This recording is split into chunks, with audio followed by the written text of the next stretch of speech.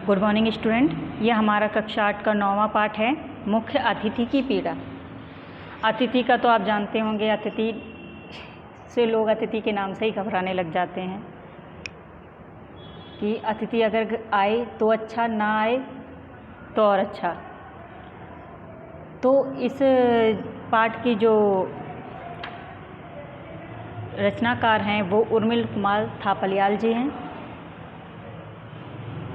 उन्होंने बताया इस पाठ के द्वारा कि जैसे आजकल हिंदी दिवस के अवसर पर लोग समारोह मनाने की ये परंपरा चल पड़ी है कि हिंदी दिवस वाले दिन समारोह वगैरह मनाते हैं। यह सब कुछ इतना औपचारिक हो गया है कि कुछ लोग हास्यास्पद, कुछ लोगों को ये हंसी मजाक लगने लग गया है। इस अवसर पर मुख्य अतिथि बनाने के लिए लोगों को ढूंढना शुरू किया जाता है कि किसको बनाएं।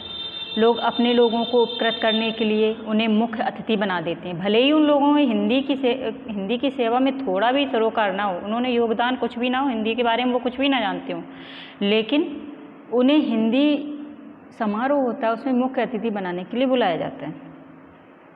ऐसे ही हमारे जो ये लेखक हैं उन्होंने ये व्यंग जो लिखा है, उन्होंने कहा है कि ऐसे उन्हें एक बैंक से फ़ोन आता है कि आपको हम मुख्य अतिथि बनाना चाहते हैं। अब लेखक सोचते हैं कि हमारे अंदर तो ऐसा कोई भी गुण नहीं है जो एक मुख्य अतिथि में होना चाहिए। ना हमारा वैसा वेशभूषा है, ना वैसी उम्र है, ना अनुभव है, ना मेरे पास पक्के बाल हैं, ना छड़ी है, ना छाता है, ना धोती कुर्ता है, ना गमछा, ना दुसाला। भाई मैं किस नज़रिए से हुआ मुख्य अतिथि? मुझ में तो ऐसे कोई गुण नहीं है। तो सामने से उन्हें उत्तर मिलता है कि जो जितने भी भूतपूर्व मुख्य अतिथि थे वो पहले ही बुक हो चुके हैं। यहाँ पर राजभाषा दफ्तर के कर्मचारी, हिंदी संस्थान के बाबू लोग, अखबारों के संपादक, हिंदी विभाग के कार्मिक और अध्यापक सब खाली नहीं हैं। ऐसे में मुख्य अतिथि बनाना एक संकट था, इसीलिए हमने आपको मुख्य अतिथि के रूप में चुना है। उन्होंने ये भी बताया लेखक को कि कुछ समय पहले आपका कदम्बनी में जो चुटकुला छपा था, लेखक ने पूछा आपने पढ़ा था उसको? बोले अजी कहाँ, हमें बैंक के कामों से फुर्सत ही नहीं मिलती है। फिर भी लेखक ने उन्हें टालने की कोशिश की कि ऐसा नहीं है, मुझसे नहीं हो पाएगा, कि मैं कैसे सिद्ध करूँगा कि मैं लेखक हूँ लोगों के सामने, मुझे सिद्ध कैसे करोगे कि मैं लेखक हूँ? अगर किसी ने फ्रॉड बताया तो बैंक की तरफ से जो उनका विचार था, उनका कहना था ये मामूली से काम है, इनकी कोई FIR नहीं होती है, बस आपको आना है और हम आपको सम्मानित करेंगे, आप 2 शब्द कहना और चले जाना। बेचारे लालच में आकर पहुंचते हैं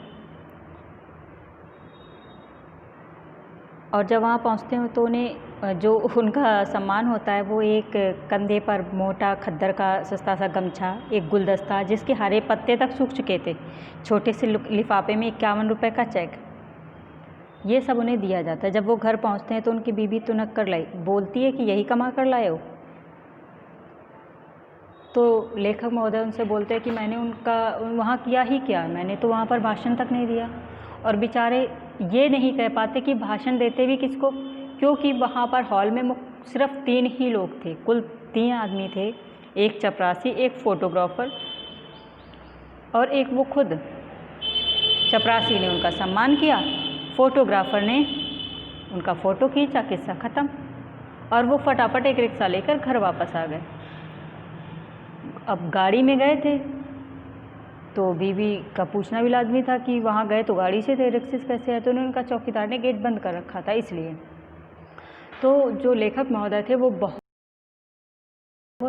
उम्मीदें लेकर पहुँचे थे वहाँ पर कि हम जाएंगे तो हमें ये मिलेगा, ये होगा, ऐसा होगा, वैसा होगा, हमें सम्मान दिया जाएगा, तालियों की गड़गड़ाहट होगी और सम्मान में पता नहीं क्या क्या दिया जाए, लेकिन वहाँ ऐसा कुछ भी नहीं होते हैं। तो इससे वो बहुत ही व्यथित होते हैं और उसी व्यथा को उन्होंने अपनी इस पाठ के द्वारा, इस कहानी के द्वारा उन्होंने व्यक्त करने की कोशिश की है। धन्यवाद।